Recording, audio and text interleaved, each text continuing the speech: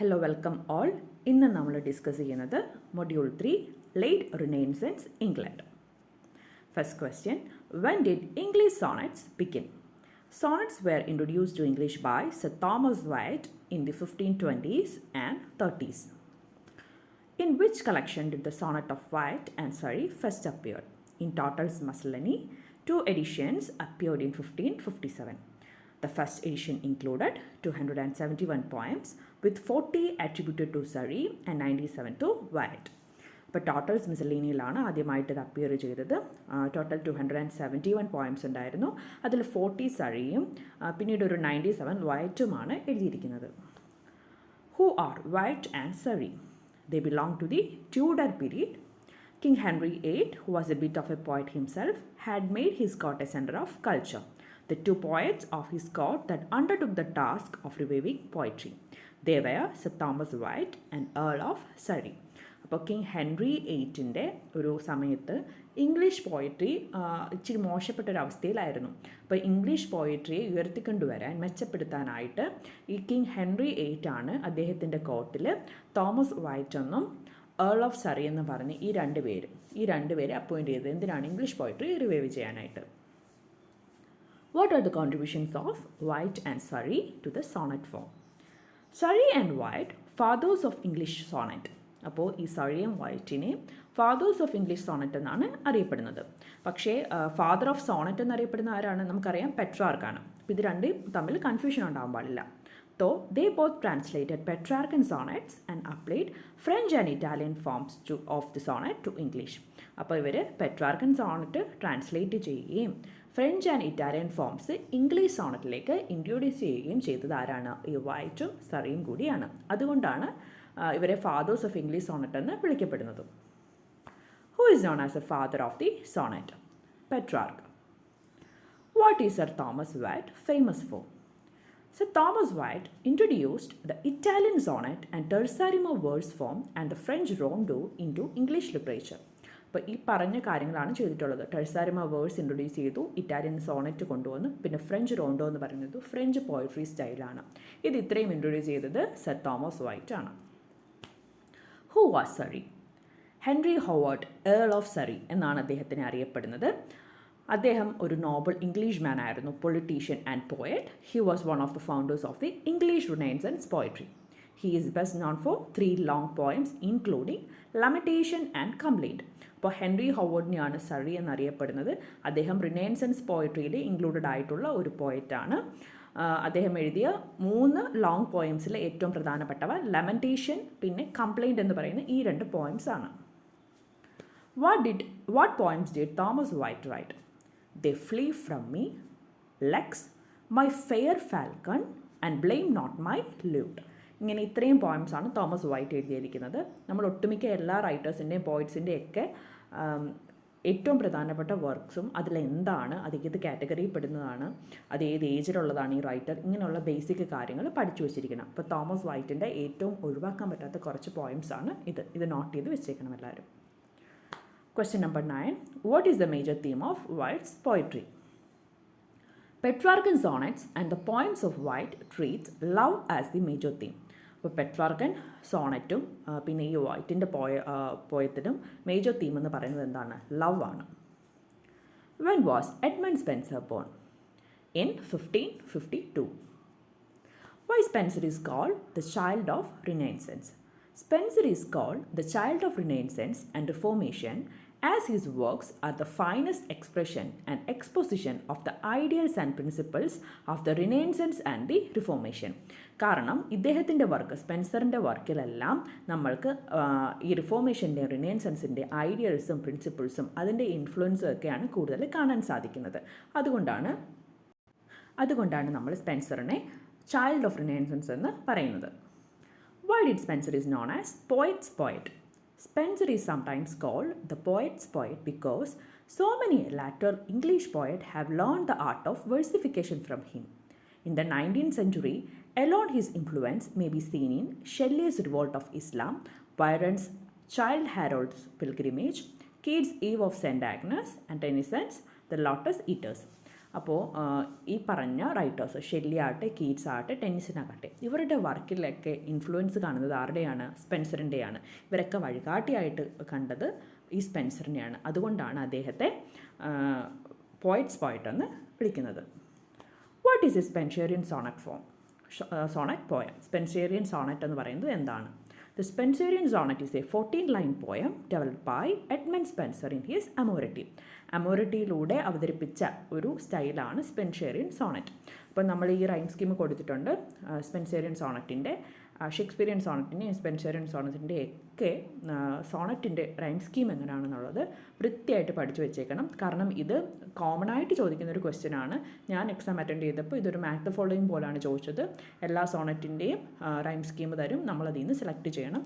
കൂടാതെ വേറെ ഏതെങ്കിലും ഒരു ക്വസ്റ്റ്യൻ, ഇപ്പം സ്പെൻസറിൻ്റെ ഏതെങ്കിലും ഒരു സോണറ്റിൻ്റെ ലൈൻസ് തന്നിട്ടോ അതിലേതെങ്കിലും ഒരു ഓപ്ഷൻ ആയിട്ടൊക്കെ ഈ റൈം സ്കീം തരാറുണ്ട്. അപ്പോൾ എന്തായാലും നമ്മുടെ ഈ സോണറ്റിൻ്റെയൊക്കെ റൈം സ്കീം വൃത്തിയായിട്ട് പഠിച്ചു വെച്ചിരിക്കണം. Who is contemporary of Spenser? Geoffrey Chaucer and William Shakespeare. What are the main qualities of Spenser poetry?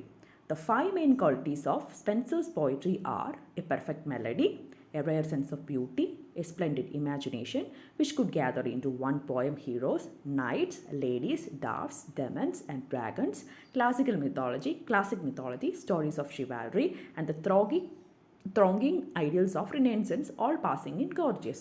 അപ്പോൾ മെലഡി ആയിരിക്കും, ഒരു സെൻസ് ഓഫ് ബ്യൂട്ടി ഉണ്ടാവും, പിന്നെ ഇമാജിനേഷൻ്റെ കാര്യത്തിൽ ഒരു ഇതും കാണിക്കാറില്ല, സ്പ്ലെൻഡഡ് ആയിരിക്കും, പിന്നെ ഹീറോസും നൈറ്റ്സും ഡ്രാഗൺസ് ഇവൻ ഡയമണ്ട്സ് ഇങ്ങനെ എല്ലാം കൂടി എല്ലാ തീംസ് ഉൾക്കൊള്ളിക്കുന്ന പോയമാണ് സ്പെൻസറിൻ്റേത്. Who is the hero of Spenser's Faerie Queene? സ്പെൻസറിൻ്റെ ഫെയറി ക്വീനിൽ മൊത്തം 12 ബുക്സിൽ എഴുതി തീർക്കാമെന്നാണ് സ്പെൻസർ കരുതിയിരുന്നത്. എന്നാൽ 7 ബുക്സ് മാത്രമേ കംപ്ലീറ്റ് ചെയ്തിട്ടുള്ളൂ. ഇതിൽ 6th ബുക്കിൽ കാലിഡോർ എന്ന് പറയുന്ന ഒരു നൈറ്റ് ഉണ്ട്. ഈ നൈറ്റാണ് ഫെയറി ക്വീനിൻ്റെ ഹീറോ ആയിട്ട് കണക്കാക്കപ്പെടുന്നത്. What was the purpose of Spenser in writing the Faerie Queene? Spenser wrote that one of his intentions was that the reading of this work should fashion a gentleman or noble person in virtuous and gentle disciple. Spenser invented a new verse form for his epic that is now known as the Spenserian stanza. അപ്പം ഇദ്ദേഹം വിചാരിച്ചിരുന്നത് fairy ക്വീനിലൂടെ ഇത് വായിക്കുന്ന ആൾക്കാർ ഒരു ജെന്റിൽമാനും ഒരു Nobel പേഴ്സണുമായിട്ട് മാറിത്തീരണം. അങ്ങനെ ഒരു ഉദ്ദേശം വെച്ച് എഴുതിയൊരു വർക്കാണ് സ്പെൻസറിൻ്റെ Faerie Queene. Who call Spenser poets of poet? അപ്പോൾ നമ്മൾ കഴിഞ്ഞ ക്വസ്റ്റ്യനിൽ പറഞ്ഞായിരുന്നു, ഇദ്ദേഹം ഈ സ്പെൻസറിനെ കണ്ടുകൊണ്ടാണ് ഷെല്ലി, കീറ്റ്സ് ഒക്കെ പോയം എഴുതാൻ പഠിച്ചത്, അല്ലെ? ഇൻഫ്ലുവൻസ് സ്പെൻസറിനെയാണ് ഇൻഫ്ലുവൻസ് ചെയ്തത് ഇവരൊക്കെ. അതുകൊണ്ടാണ് ഇദ്ദേഹത്തെ പോയറ്റ്സ് പോയറ്റ് എന്ന് അറിയപ്പെടുന്നതെന്ന് പറഞ്ഞായിരുന്നു. പക്ഷേ ഇങ്ങനെ വിളിച്ചതാരാണ്? ചാൾസ് ലാംബാണ് അദ്ദേഹത്തെ ഇങ്ങനെ വിളിച്ചത്. What are the famous works authored by Edmund Spenser? Shepherd's Calendar, Faerie Queene, Amoretti and Epithalamion, Prothalamion and Astrophel. അപ്പം സ്യൂഡോണിം എന്ന് പറയുന്നത് അറിയാമല്ലോ, മറ്റൊരു പേരിൽ അറിയപ്പെടുന്നതാണ്. അപ്പോൾ ഷെപ്പേർഡ്സ് കലണ്ടറിൻ്റെ സ്യൂഡോണിം എന്ന് പറയുന്നത് ഇമ്മെറിറ്റോ ആണ്. ഇത് വരാൻ സാധ്യതയുള്ള ക്വസ്റ്റ്യനാണ്.